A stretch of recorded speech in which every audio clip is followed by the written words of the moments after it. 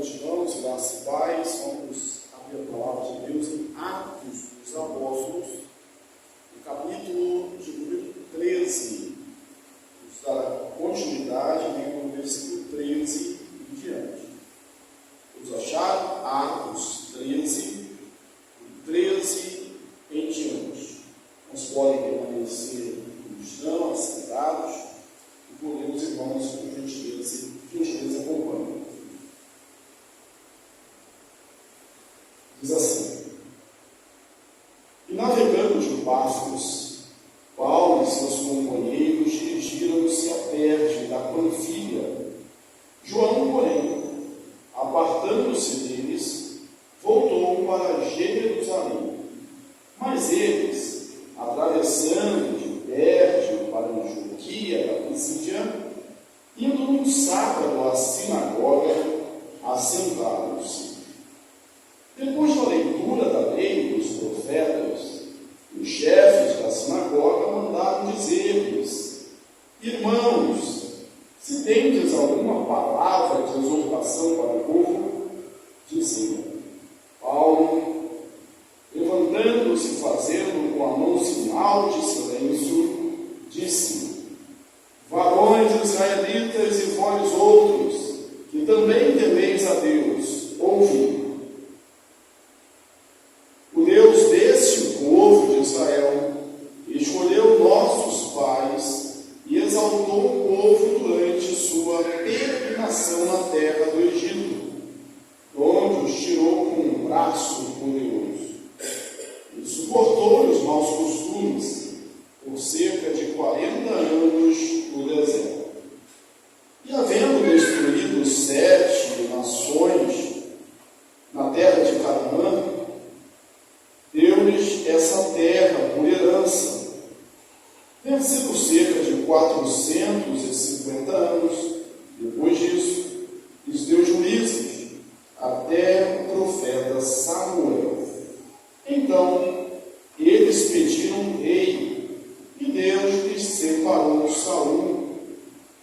E Deus lhes deparou Saul, filho de Quis, da tribo de Benjamim, e isso pelo espaço de 40 anos.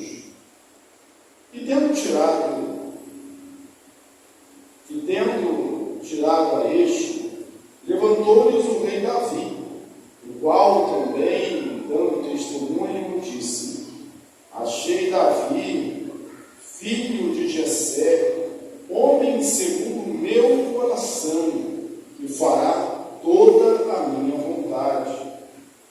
Da descendência deste, conforme a promessa, trouxe Deus a Israel o Salvador, que é Jesus.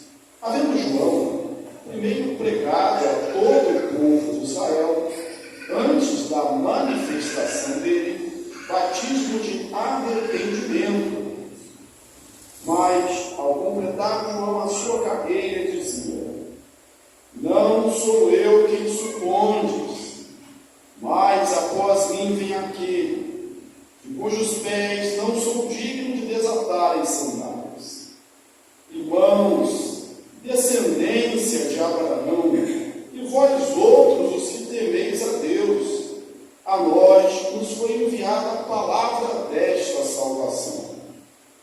Pois os que habitavam em Jerusalém e as suas autoridades, não conhecendo Jesus, nem os ensinos dos profetas, que se leem todos os sábados, quando condenaram, cumpriram as profecias.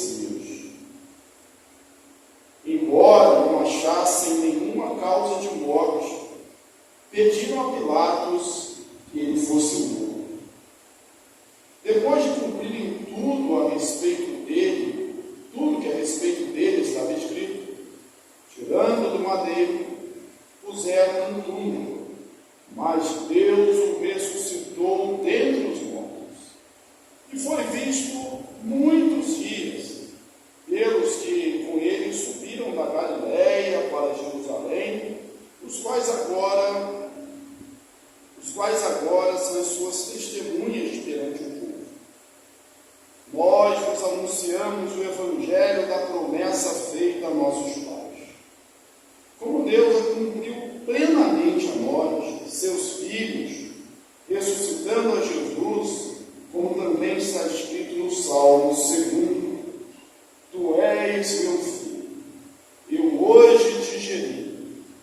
E que Deus o ressuscitou dentre os mortos, para que jamais voltasse à corrupção. Dessa maneira disse: Eu cumprirei a vosso favor as santas e fiéis promessas feitas a Davi.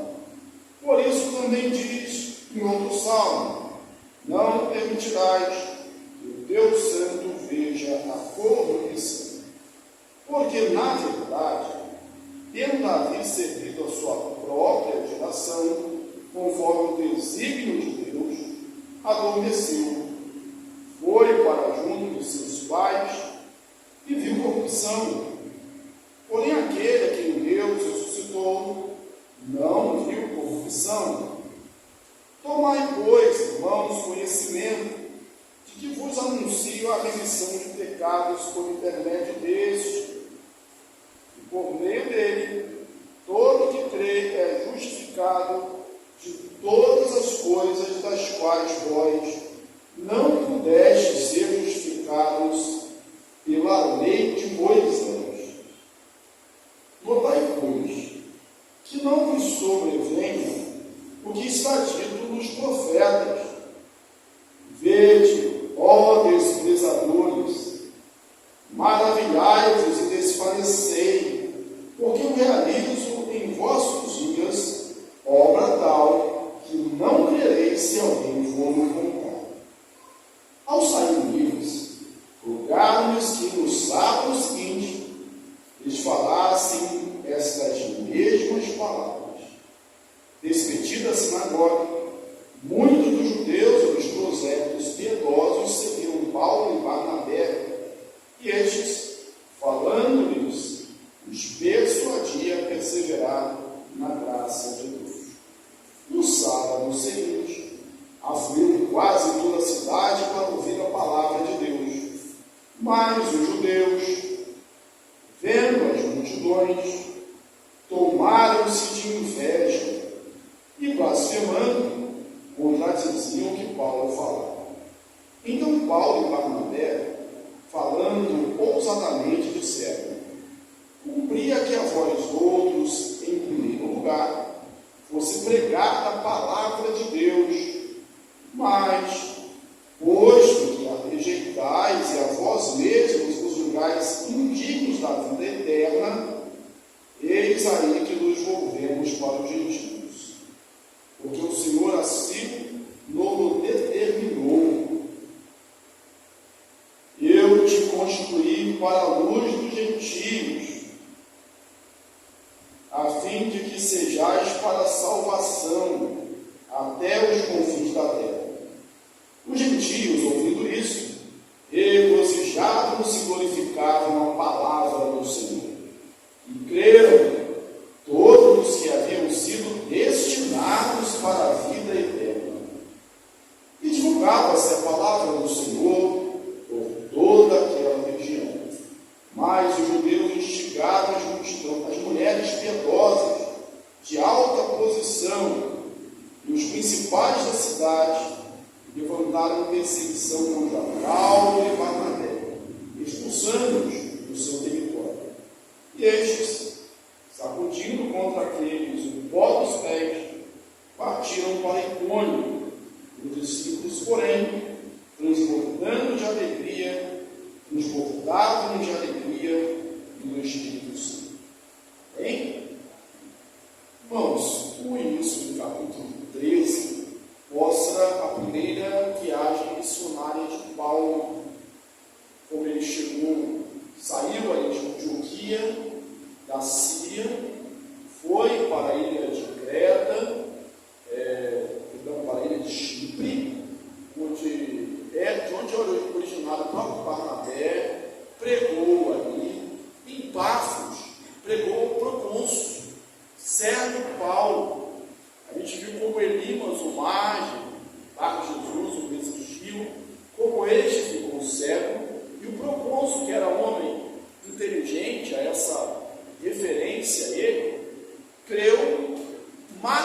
cuidado da doutrina. E naquela ocasião, nós estudamos até o versículo 13, eu disse que eu destaquei esse fato. Ele viu o milagre, viu a mão de Deus pesando sobre o mágico, que ficou cego, mas ele creu maravilhado com a doutrina. O que aconteceu com Elimas o impressionou, mas ele ficou maravilhado com a doutrina. E é assim que precisa ser. Nós somos pregadores, somos testemunhas da ressurreição de Jesus, somos pregadores da palavra de Deus. O que precisa impactar, impressionar esta geração é a palavra de Deus, é a palavra da verdade, a palavra que liberta. Dali eles fizeram uma outra viagem, uma viagem perigosa, e o destaque que se dá aqui é que João Marcos, primo de Barnabé, que era o auxiliar dele, os abandonaram. João Marcos desertou. Isso a gente não tem exatamente o motivo pelo qual João Marcos teria desertado. Levanta-se algumas possibilidades. Uma delas é o perigo da região montanhosa que eles vão atravessar, perigo de muitos salteadores até chegarem a Antioquia da Pisídia, e talvez ele não tenha disposição para enfrentar esses problemas no caminho, né? Preferiu voltar para a sociedade. Bem, a outra ocasião, a outra suposição é que teria sido o descontentamento, o Salmo 1, porque é nesse texto aqui que acontecem duas coisas. O nome de Paulo, né? O nome de Paulo passa a ser usado em detrimento do nome Saulo. Saulo, também chamado Paulo, e daqui para frente usa-se apenas o nome Paulo. Outra situação aqui é também destacada. Logo no início do texto fala que na igreja de Antioquia da Síria, havia profetas e mestres, e cita um nome simples, né? Lúcio, Manaém, Tetraco, Colácio de Heródes, aí cita Barnabé, cita Barnabé em primeiro lugar, depois lá no último aparece Saulo. Quando eles são separados, sempre aparece na missão assim, Barnabé e Saulo. Daqui para frente vai aparecer na narrativa de Lucas, também não é dito por quê, mas vai aparecer Paulo e Barnabé. Isso só aumenta a virtude desse homem bom, piedoso, esse homem acolhedor, que era Barnabé, um servo, que ele sabe ser líder e sabe também ser liderado.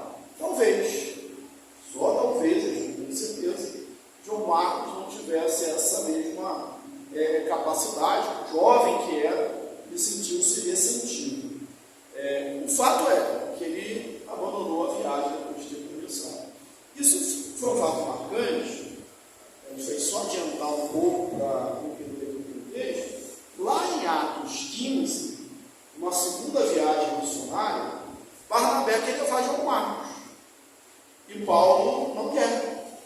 Parece que Paulo não esqueceu, Paulo não desculpou, Paulo considerou aquele abandono no meio da missão uma coisa muito grave, né? Uma coisa inexcusável, desculpável. Então, é um fato interessante. Eles chegam a Antioquia da Pisídia e vão à sinagoga. Você deve já ter reparado quando eu falo Antioquia da Síria, Antioquia da Pisídia, Antioquia da Síria, Antioquia da Pisídia. Porque são dois lugares distintos. Você fala, saiu de Antioquia e chegou em Antioquia de novo. Toda a viagem missionária vai ser assim: sai de Antioquia, a igreja vai ser principal, né? Vai estar à frente das missões, né?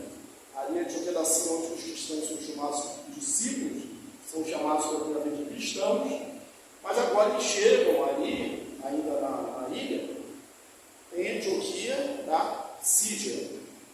Né? Então, duas eram mais de uma dezena, né, de Antioquias.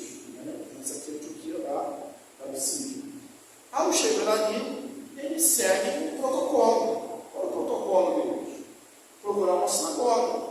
Quando não tinha uma sinagoga, procuravam um lugar de oração. Como é que vai acontecer mais à frente quando eles pregam e Lídia se converte? Então, eles vão procurar um lugar. E até hoje é assim. Irmãos, a gente vai pegar, a gente vai numa igreja, vai num grupo de oração, uma célula, um lar, um evangelho, os nossos grupos nos lares, visitas. Eles procuram um lugar que seja propício à pregação do evangelho. Então, eles foram ali, sentados, normalmente, e ouviram a leitura da lei, a leitura dos profetas, porque era essa liturgia do culto da sinagoga. Havia cânticos, havia a leitura da lei, leitura dos profetas, e um rabino, mesmo sendo de fora, podia ser convidado para pregar, para trazer uma palavra. De alguma forma eles souberam que Paulo era um rabino, ou tiveram uma conversa grande, ou conheciam Paulo, não sei. Acabou a leitura, o chefe da sinagoga, que não necessariamente era um rabino, era um líder, convidou Saulo para trazer uma palavra de exortação, de consolo, de ânimo para o povo. E Paulo traz essa palavra. Aí que nós temos o primeiro sermão escrito de Paulo no livro de Atos. Não o primeiro pregado, mas o primeiro que é transcrito. E esse sermão de Paulo transcrito aqui, você vai observar que já estudou alguns, vai seguir a mesma distribuição, divisão, o mesmo querido, a mesma proclamação dos dois sermões de Pedro. Quais foram os dois sermões de Pedro? Aquele de Atos 2, e depois que ele prega no templo, depois da cura do paralítico que estava ali à entrada formosa do templo. Tinha também o sermão de Estevão, mais extenso, o que cita mais referências bíblicas, mas todos eles vão seguindo a mesma ordem. O de Paulo também segue a mesma ordem. Isso, inclusive, é um bom argumento para combater aqueles que dizem tinha duas igrejas, tinha duas pregações, tinha o evangelho pregado por Pedro e o evangelho pregado por Paulo. Nos sermões, isso não é visto. Nos sermões não é visto. O evangelho, a mensagem pregada é a mesma. O evangelho pregado, a mensagem pregada é a mesma. Você deve até se lembrar que Pedro ele traz para si essa questão de pregar aos gentios também. Ele é o primeiro que vai pregar aos gentios. Né? Isso não era atribuição só de Paulo. Depois que Paulo foi separado para pregar aos gentios. Mas a mensagem da igreja era a mesma. Como que é o sermão? A gente vai ver versículo a versículo, talvez citemos alguns aqui mais interessantes, que chamem mais a atenção, mas o fato é que seguiu-se ali o protocolo. Né? Paulo faz sinal com a mão, as pessoas fazem silêncio. Quem estava na sinagoga? Judeus, prosélitos aqueles gentios que foram circuncidados, e tementes a Deus, pessoas tementes a Deus, gentios tementes a Deus. Gentios tementes a Deus era como Cornélio era, que a gente já falou sobre Cornélio. Ele não era circuncidado, não observava todos os ritos da lei, mas era um homem temente a Deus. Então, a assembleia, né, o grupo de pessoas na sinagoga, era assim. Né? E Paulo faz sinal de silêncio, de se assentam. Paulo começa a expor as escrituras, falar uma palavra de consolo, de exortação para Jesus. Agora, certamente, aqueles que estavam ouvindo esperavam algo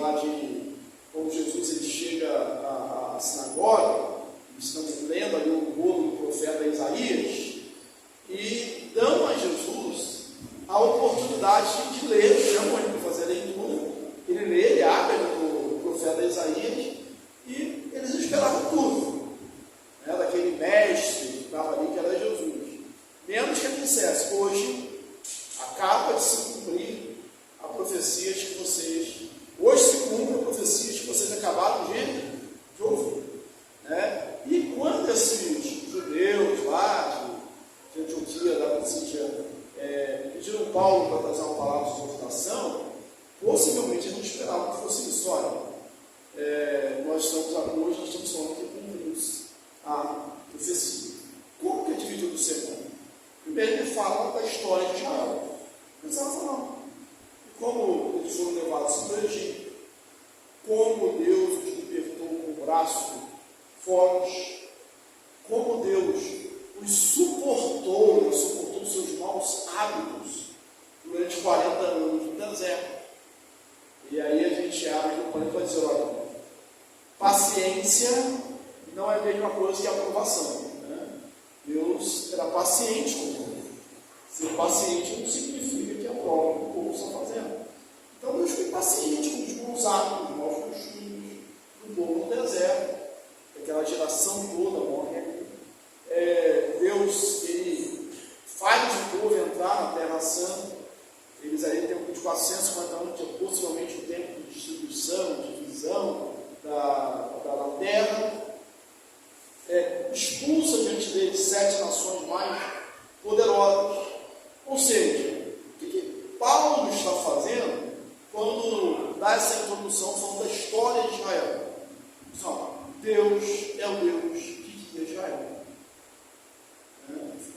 Desde a chamada de Abraão, Deus é o Deus que guia o seu povo. Deus é o Deus que conduz o seu povo. Deus é o Deus que liberta o seu povo. Deus é o Deus que está no controle de tudo. As coisas não estão acontecendo segundo o destino cego, ao léu. Elas estão acontecendo porque Deus está dirigindo a história. E esse povo pediu um rei, tendo ali o último dos profetas, o último dos juízes. O profeta foi Samuel. Eles pediram um rei, e Deus deu. Aí ele fala da tribo de Benjamim, filho de Quis, Saul, né? E durante 40 anos, por vezes a gente, quando pensa em Saul, né, a gente pensa em algo breve. Saul reinou durante 40 anos em Israel, né? Foi um rei escolhido por Deus, ungido do Senhor ali, ungido pelo povo. Depois ele vai dar Davi, separa Davi, né, homem segundo o seu coração, que vai fazer toda a sua obra. Bem, você vai observando a lógica de Paulo pregar. Aí quando o parâmetro, a comparação que ele faz, Saul foi escolhido segundo os homens, né, mais alto, né, diz o texto que o seu ombro, né, estava mais no palmo da cabeça dos outros, né? Então era bem alto, era o mais alto entre os altos, era Saul. E Davi era um jovem, adolescente, ruivo, que nem o pai chamou, né? Nem o pai chamou. Quando Jessé chegou lá para oferecer um sacrifício de um rei, ele reúne seus filhos, ele reuniu todos os filhos, Davi ficou lá cuidando das ovelhas. E quando Samuel, eu conto essa história para as crianças, Abraão sempre pede para eu repetir, e ele falou assim: Davi estava lá, todo fedendo a ovelha, suado, e quando nenhum deles foi escolhido, Samuel perguntou: acabaram os seus filhos? O Senhor não é nada, eu vou vir aqui. Não tem muito, está lá, não precisa se preocupar com ele, não. Ele só senta à mesa, só sentamos à mesa quando ele chegar. E era escolhido, foi ungido. Homem segundo o coração de Deus. A gente sabe que Davi teve pensamento é esse: um escolhido segundo os olhos dos homens e o outro escolhido segundo os olhos de Deus. E olha a sequência que ele faz. Ele está falando tudo isso aqui para falar da ressurreição de Jesus. Aí vai citar o Salmo 2, o Salmo 16, entre outros. Aí no Salmo 2 ele fala: exalta o Senhor, sempre, você até que eu ponha debaixo dos seus pés. Ele fala, segundo a promessa feita, que ele não veria corrupção. Aí Paulo fala: Davi, ele serviu a sua própria geração, morreu e viu corrupção. Viu corrupção. Eu gosto também dessa expressão, Davi serviu a sua própria geração, para trazer para os nossos dias que nós só podemos servir a nossa própria geração. Às vezes a gente tem aquele saudosismo da gente passado. Não, cada um vai servir a sua própria geração. Os irmãos que estão aqui é o que nós temos. A obra de Deus vai ser feita por vocês. Não adianta ficar pensando: mas na época do presbítero fulano é que era presbítero, né? Então, aquela irmã fulana é que era irmã, né? O pastor fulano de tal, aquilo que não adianta, né? A obra vai ser feita hoje por quem está aqui. Os que passaram, sabe? Se foram, serviram a sua própria geração. Viu corrupção? Corrupção aqui, irmãos, é a morte, a deterioração da morte. E está bem propício desse, que a gente passou pela página há pouco tempo, e nós falamos sobre essa ressurreição, e falou assim: para não mais ver corrupção. Lembra? A gente falou quando foi a primícia dos que dormem? Outros ressuscitaram antes de Jesus, mas ressuscitaram para morrer de novo. Jesus ele se ressuscita com o corpo já incorruptível, um corpo diferente. Ele não morre de novo, ele é assunto ao céu, a sua ascensão. Bem, aí ele fala: olha, Davi morreu e viu corrupção, mas essa profecia se cumpriu em Jesus. Essa profecia cumpriu-se em Jesus. Olha o ponto que ele estabelece.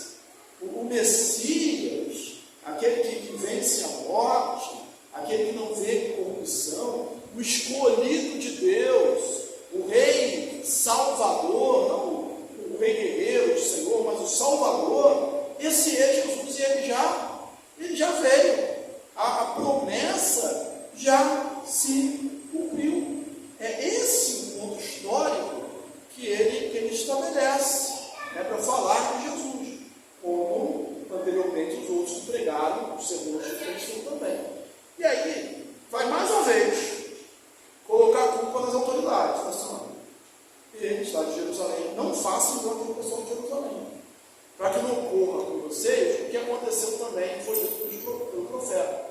O profeta que ele se refere aqui é o profeta Abacuque, quando Deus fala assim: farei nesses tempos, nesses dias, coisas que se referindo, se contarem, vocês não vão crer. Aí ele cita essa expressão de Abacuque, vocês não devem ser como esse povo lá de Jerusalém que não creram. E aí ele destaca um texto interessante desse sermão. Ele fala assim: porque eles cumpriram a palavra de Deus, os desígnios de Deus, mas não conheceram Jesus, não reconheceram, mesmo sendo a lei dos profetas lidos todos os sábados na sinagoga. Isso aí me chamou a atenção. Eles conheciam a lei, conheciam as escrituras. Paulo, ao pregar-lhes de um texto, era lido todos os sábados na sinagoga, e só faltou Paulo falar assim: eu também estava nesse meio, porque é verdade, ele também não reconheceu quanto é que foi um grande perseguidor da igreja.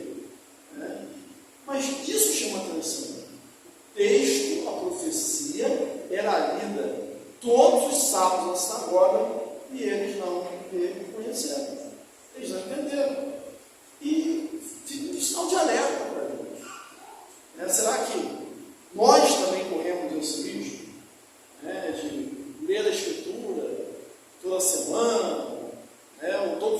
dias, é conhecer o conteúdo e não reconhecer o Senhor, o senhorio de Deus, o Salvador Jesus Cristo, a obra que Ele está fazendo, a sua vontade, de não ter discernimento.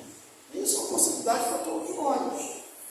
Então é necessário que a gente ore, a gente seja temente a Deus, a gente peça discernimento a Deus e sempre orar e vigiar. Que, Senhor, eu quero estar sensível à ação do Teu Espírito Santo. Porque aqueles homens conheciam as Escrituras. Lembrei agora da situação de Herodes, dos magos, dos doutores, dos escribas da lei. Os magos vêm de longe, vêm do Oriente. Eles falam que eles ver o recém-nascido rei dos judeus, porque viram a sua estrela. Herodes, ele chama os escribas, ele chama os doutores, e a pergunta é: onde vai nascer o Messias? E pela Escritura eles dizem: vai nascer em Belém, Judá, Jerusalém, Belém, porque assim está na Escritura. E esses pedem os magos. E eu fico imaginando assim: será que essa é uma postura esperada? Você vive para estudar aquilo, você vive para pregar aquilo, você vive para escrever aquilo, né? E é aquilo que você está esperando, que toda a nação está esperando, o Messias, o Salvador. E alguém diz: a gente ouviu aí, tem um sinal, tem uma estrela que a gente está seguindo lá do Oriente, e aí eles dão um endereço e nem vão ver. Será que isso era a postura inspirada? Certamente que não. Quer dizer, eles conheciam, ensinavam, sabiam os detalhes, mas parece que não tinha expectativa, o ardor, a vida, o anseio, realmente, pelo cumprimento da profecia. Eram crentes, descrentes, eram religiosos e não cumpriam. Esse é um risco que a gente tem que evitar, que a gente tem que fugir disso aí. Bem, ele prega, e aí vai falar de detalhes. Aí Paulo sendo Paulo. Paulo é o apóstolo dos gentios. Paulo é o apóstolo que mais fala da graça, é o apóstolo que mais fala da justificação. E ele encerra isso no seu primeiro sermão. Ele fala assim: pela morte desse Jesus, vocês são justificados. Ele diz claramente no sermão: aquilo que a lei não pôde fazer, a lei de Moisés. Você tem noção da audácia de Paulo na sinagoga? De falar: a lei de Moisés não pôde fazer isso. Então, na sinagoga dos judeus, a lei de Moisés não pôde fazer isso. Vocês não encontraram isso na lei de Moisés, mas essa justificação é encontrada em Jesus. Ele é o Messias. E aí vem o que aconteceu no primeiro sermão. Muitos judeus, muitos prosélitos, muitos tementes a Deus, creram, inclusive os deles que seguiam a Barnabé e a Paulo. Parece que houve aí um período de discipulado. E houve um convite por parte dos líderes da sinagoga: no sábado que vem, vocês trazem essa mesma palavra. Eu nunca recebi um convite desse, né? Mas eu achei que se eu vem aqui, você prega o mesmo sermão. O mesmo sermão. Você nunca ouviu, né? Que prega a mesma palavra. A mesma palavra. E eles foram convidados.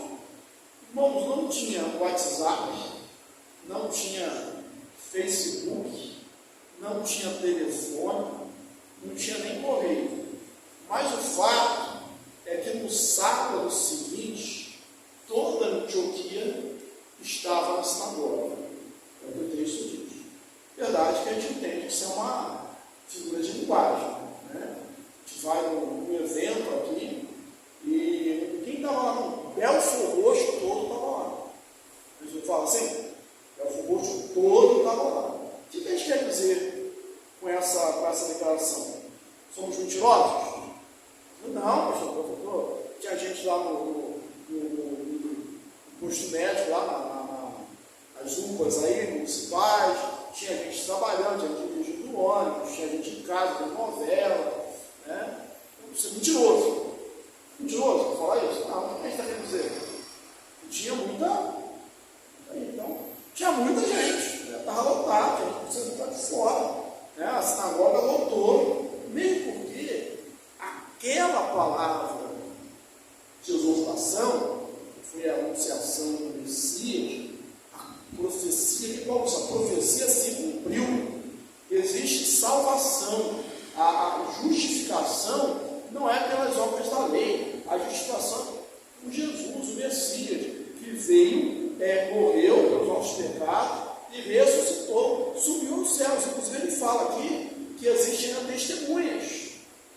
Paulo, em outro lugar, lá aos Coríntios, falou que tinham 500 testemunhas, que as pessoas tinham visto, além dos apóstolos, e muitos dos quais eles estavam vivos. Ele fala, tem testemunha, ele citou, eles são essencialmente pregadores de Cristo ressurreto. Então as pessoas chegaram em casa e falaram, teve lá um rabino, um mestre, que pregou que o Messias já veio, que a esperança de Israel já se cumpriu, que ele veio, venceu a morte, ressuscitou, subiu aos céus, a gente já está vivendo esse período aí do Messias. Então, lógico que fluiu na multidão. Agora, um detalhe, olha o que acontece nesse sábado. Acontece algumas vezes isso no ministério de Paulo. Tem um texto mais para frente, que ele e Silas, já na segunda viagem, eles curam o homem e as pessoas pensam que eles são deuses. A ponto deles terem que pular no povo, o sacerdote do templo de Júpiter estava perto, já veio com bois, com nautas para oferecer sacrifício para ele. Eles pularam e disseram, somos homens igual vocês. Então, um dia eles estão sendo exaltados, a popularidade está lá em cima. No outro dia, estão apanhando, estão sendo escorraçados na cidade. Aqui a pergunta, no sábado, eles pregaram, foi aceito, e eles foram convidados a pregar no sábado. Popularidade lá em cima que eles pregaram de novo, a mesma mensagem. E aí tem um detalhezinho, os judeus, movidos por inveja. Várias vezes aparece essa expressão, movidos por inveja. Lá na prisão de Pedro, assim, os judeus ressentidos, movidos por inveja, ressentidos, começaram a contestar Paulo e Barnabé, começaram a blasfemar contra eles, e aí influenciaram algumas mulheres de alta posição, certamente mulheres casadas com autoridades, talvez um centurião, alguém poderoso no local, e o fato é que eles foram expulsos do território. Não foi só do sinagoga, não, foram expulsos do território. Antes disso, Paulo, e aqui é um grande difusor de águas, eles, olha, já que vocês, primeiro, fomos mandados pregar a vocês, primeiro lugar, mas já que vocês se consideram, se julgam indignos da vida eterna, nós vamos para os gentios. Sacudiram o pó dos pés, só nós vamos para os gentios. E aí tem o versículo 58, ele cita, que a palavra do profeta dizendo que é luz para os gentios, Jesus é luz para os gentios. E no texto, a gente falou que havia muitos tementes a Deus, tinha muitos gentios ali, 48, muitos gentios tementes a Deus, é isso? Que celebraram por isso. Aí sim, aí no versículo 58 agora, ele fala assim, e os gentios, ouvindo isso, 48, 15, 13,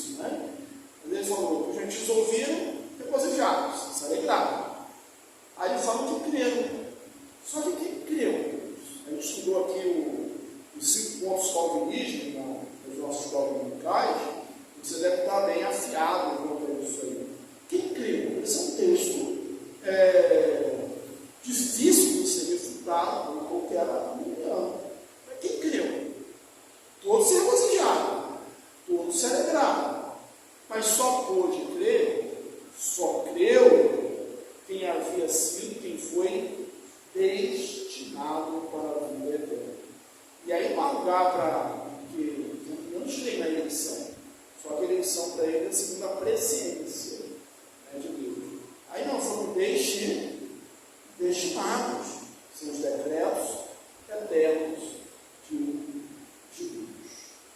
Concluímos assim esse capítulo e fica uma lição para a gente, né, com as aplicações. Com certeza, quando Paulo, Barnabé, Marcos saíram de Antioquia, da Síria, foram para o Chipre, eles estavam sabendo que era cumprir uma missão, mas eles não sabiam a grandeza da obra que eles estavam fazendo, né? O divisor de águas que aquilo seria para o gentio. Eles não sabiam. O importante é que a gente faça a obra conforme a vontade de Deus. O crescimento sempre vem do Senhor.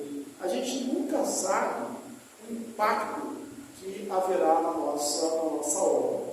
O importante é a gente fazer dia a dia a obra de Deus.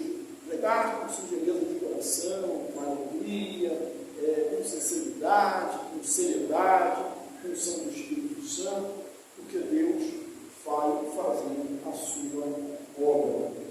Schuller, se não me engano, ele disse assim: olha, é fácil, qualquer um pode contar quantas, uma criança, né, pode contar quantas sementes há uma maçã, mas só Deus pode contar quantas maçãs há numa semente. É fantástico, né? Qualquer criança pode contar quantas sementes há numa maçã, mas só Deus pode contar quantas maçãs há numa semente. Porque se você botar semente ali, vai virar uma macieira, vai dar muitas maçãs, que vai dar outras sementes, vai dar outras macieiras, que vai dar outras maçãs. Então, a gente não sabe a extensão da nossa obra e possivelmente nem veremos, entre aspas, a glória dela, né? Talvez nem saberemos, mas Deus sabe. Um outro detalhe que eu gosto de mencionar aqui é que sempre há a possibilidade de reconciliação. Precisamos de um Barnabé na nossa vida, como Saulo precisou, para introduzi-lo ali no colégio apostólico, levá-lo para ser aceito pelos apóstolos, para o jubileu dele, para apoiar João Marcos, né, que depois se torna o evangelista, né, o autor do evangelho. É possível de cair, né? Mas como lá diz o profeta Isaías, se cair, não ficará prostrado, né? Porque Deus vai levantar. Outra coisa é que a mensagem de Paulo é uma pregação da lei, da escritura, né? Uma repetição, uma desterro, né? A gente não inova, a gente não prega uma coisa. A mensagem que a gente prega é uma coisa que a gente prega a história bíblica, a história da intervenção de Deus no seu povo. E Deus aplica conforme a sua vontade. Deus te aplica conforme a sua vontade. Outra mensagem, outra aplicação que eu posso tirar daqui é que a gente não deve se mensurar ou nos avaliar pela popularidade. Não deve ser o nosso maior estilo. Todos gostamos de aceitação. Quem não gosta de ser aceito? Mas você vê que Paulo e Barnabé são aceitos, né? Muito bem aceitos no sábado. Todo sábado eles são escorraçados. Né? Então, não é a aceitação que mede a qualidade do nosso serviço, do nosso trabalho para o Senhor. Paulo, se ele fosse medir por isso, haveria muitas frustrações. Inclusive como pregador, a pessoa você está pregando, e isso é terrível, né? Qualquer pessoa que vem aqui à frente falar. Você está pregando, toda pessoa, alguém no auditório dormindo, né? Não aguenta, né? Uma das coisas mais estimulantes que tem. Né? Eu não sei se é pior quando a pessoa sai e vai embora, né? Ou quando dorme. Né? Tem um pastor que é assim, não, isso aí não me afeta mais, quando ele está otimista, quando a pessoa levanta, saio e penso assim, está tão bom que ele foi chamar outro louvor, né? Mas não sabe, desmotiva, né? Ou quando está dormindo. Paulo uma vez estava pregando, seu sermão prolongou, e eu ficava da janela que estava dormindo, né? Se fosse medir o sucesso por isso, nem pregava mais. A gente mede o nosso sucesso assim. Deus sempre abre, tá bom. Fechou com os judeus, a gente vai para os gentios. E assim vai sendo o ministério de Paulo. Prega no lugar, Tessalônica, judeus vêm atrás, né? E faz um tumulto no meio do povo ali, eles são expulsos. Aí vão para Bereia, os bereanos são mais nobres. Mas ao lado de Tessalônica, os judeus saem de lá perseguindo, incitam de novo, ele vai para Atenas. E vai assim, onde pode pregar, nunca para. Né? A nossa missão é pregar o Evangelho. Amém? Que Deus os abençoe.